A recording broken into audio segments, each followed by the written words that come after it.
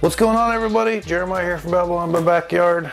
This video is not my typical style video. I am going to start doing more review type videos. I've been testing a lot of products and I just want to be able to share all of that knowledge that I'm gaining on these products with you guys out there. So today's video we are going to be testing out this Dassault time-lapse camera. I'm very excited to get a time-lapse camera. For one, I normally use my cell phone to do time lapses, so that puts my cell phone out of commission for sometimes hours to do those time lapses. But reality is some time lapses that I want to do are actually days worth of time lapse. And this puppy right here is capable of doing that. I would like to say before we get too far into this that I am not sponsored by Dassault. I did not get this camera for free by Dassault. I did my own homework and my own research to find the right camera by reading tons of reviews and just figuring out all of the features that each different company was producing. And I went with this one as my choice. So we're going to go ahead and open this puppy up and see what's inside. Okay, so there's some cord, bungee type cord in here because there is a mount that I remember reading about that actually you can hook it up around a tree. So that's probably what that's for. Obviously have my data transfer cable. Whoa, camera's a little bigger than I realized it was going to be. Actually, it's quite a bit larger than I thought it was going to be, if I'm honest. One of the really cool features is that it has two different mounts for it, so if you want to mount it straight off this way, that you can do that, or you can mount it like a regular tripod over here. One of the downsides is that the monitor is not visible here. It is in a locking case, and it's kind of like a Pelican case, the way that the seal works, but everything inside here is the stuff that needs to be safe from water. So your screen is inside here. You have to get it set up and then you have to seal it up. It does have a super wide angle lens, so it's like if you're shooting with a GoPro or something, you'd be getting a similar type of shot where it's just going to get a lot of the shot and then you can crop it as you needed. It is 1080p. It's not 4K or anything, but for most things that you're doing, especially in that slow pace shooting that this has, where it's basically just taking pictures every so often and then putting all that together, then the 1080p is fantastic for that. We'll see what else is in here because there's a couple other things. Okay, so here we've got some different mounts. This is so you can mount on some sort of a pole, or probably not much other things you're going to use it for. Alright, so we've got a plate because you can mount it permanently to a wall. The plate has a thread in it, so that's probably what this guy's for. And yeah.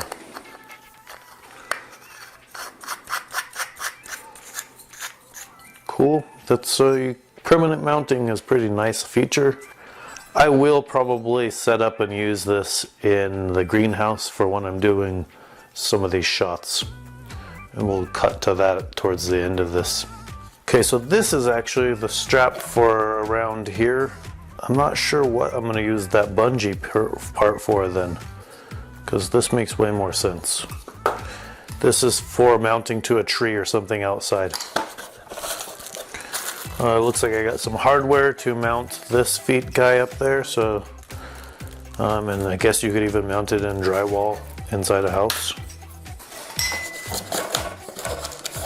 Oh, it comes with a 32 gigabyte micro SD card, so that's cool. Depending on your settings here, 32 gigabytes could last quite a long time for the quantity and pace of pictures that it's taking and putting those together. Even when I shoot time lapses with my cell phone, I could shoot for 3 hours and end up with like a 30-second video. Depending on how I set it up, the 30-second video is not going to take very much space on a 32 gigabyte card. Alright, that's it. That's everything that's in there. Now we'll open this puppy up and see what's going on in here. So this has 4 AA batteries that go right here. and that's all that you need to run the camera. However, if you want to have it sit for a much longer period of time, you have another spot for 8 more AA's over here. So when this is done, it will use this as a backup power supply to the camera.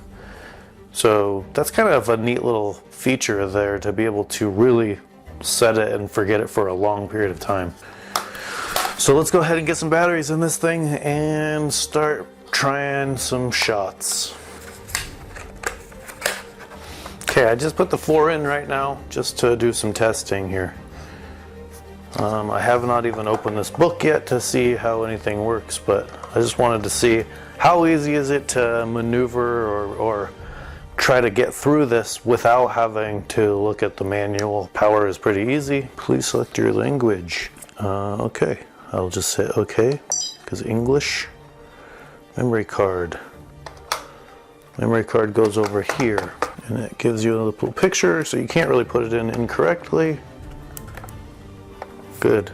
That's obviously my USB transfer. So we'll go to mode. Looks like I need to set a time. I got some of the basics down, but it is a bit on the confusing side. So I'll read the manual and get some of the more complex adjustments down.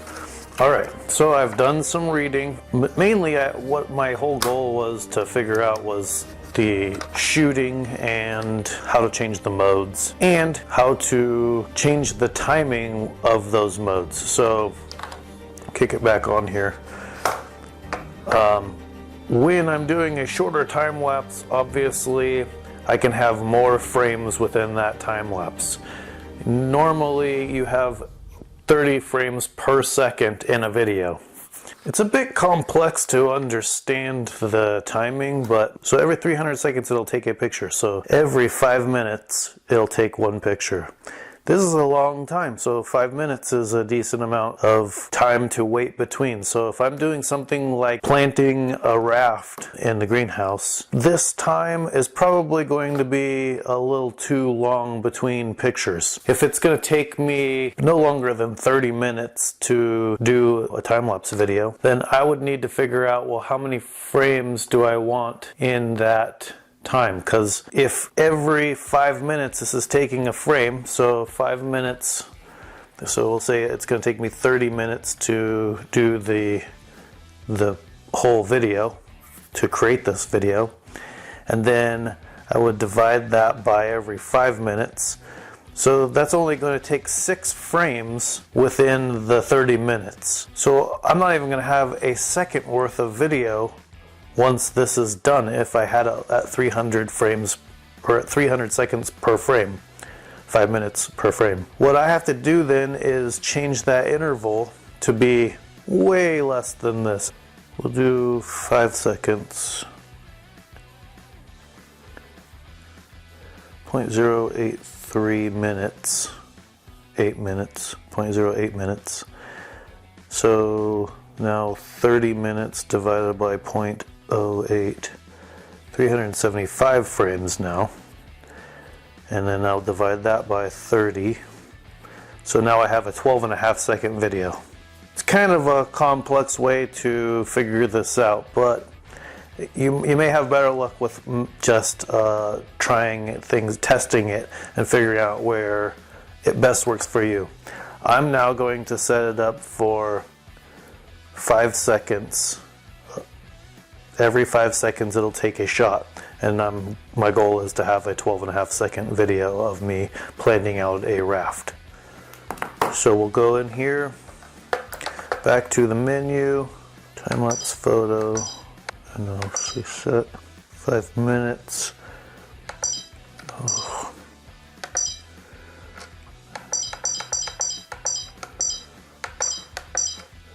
So remember, we wanted every 5 seconds on this one. Okay, so now we'll go and actually check this and test it outside to see if I get 12.5 seconds in 30 minutes. That is if it takes 30 minutes. I should just get somewhere around that time period for shooting this time lapse that I'm about to shoot. We'll go test it right now, and then we'll come back and talk some more.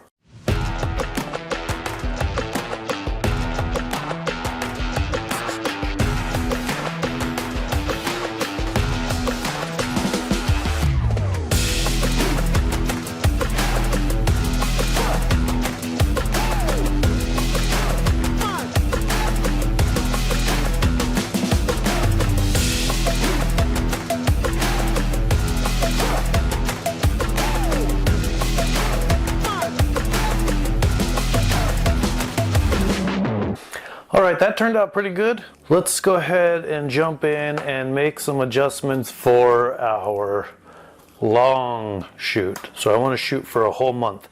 Before I do that, actually, I'm going to throw in batteries in here as well. So I'm going to put a total of 12 batteries in here now. Okay, next what we want to do is adjust those settings. So this being a way longer video for shooting for a whole 30 days, and if I only want 60 seconds worth of video, right now it's set to 5 seconds a frame, and remember that goes into then 30 frames per second. I want a 60-second video, and you can do some math there to figure that out, but basically I need 24 frames per minute for 30 days to get a 60-second video. So I'll go back into menu here, time-lapse photo, 24 minutes. Okay, 24 minutes, 0 seconds. And okay, I'll go out of my menu. Now every 24 minutes that would come on. The other thing is it will get dark at times. So this guy has the light, and I want, when it's dark, it has a sensor up here. When it's dark, I want it to also use the light. To make that happen, there's another thing in here to LED. I want the LED on. Now, the LED won't stay on because it's only shooting every 24 minutes. When it takes a shot, the LED will come on, it'll take the shot, the LED will come off. So I'm going to go mount this up into the greenhouse, and we'll set this up over the raft, and then we will shoot for 30 days watching that raft we just planted and see the growth in those.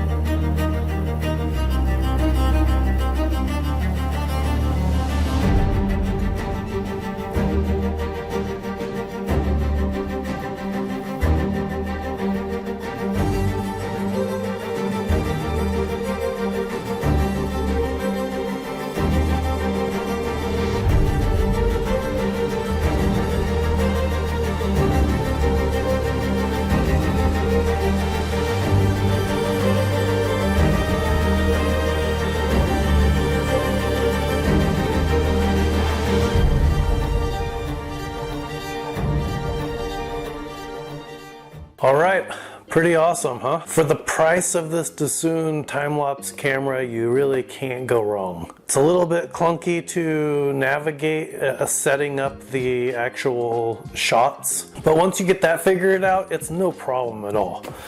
Everything else runs nice and smooth, so definitely grab one if you're interested in time-lapse shots. If this video helped you out, please give me a thumbs up and subscribe to the channel so you don't miss any of our wonderful videos. We have a lot more than just review type videos like this one. It's more how-to stuff and a lot of information that's out there for pond and gardening. If you're subscribing until the next video, make sure you check out one of these other great videos. We always have lots of really great videos to check out. So we'll see you in one of those ones.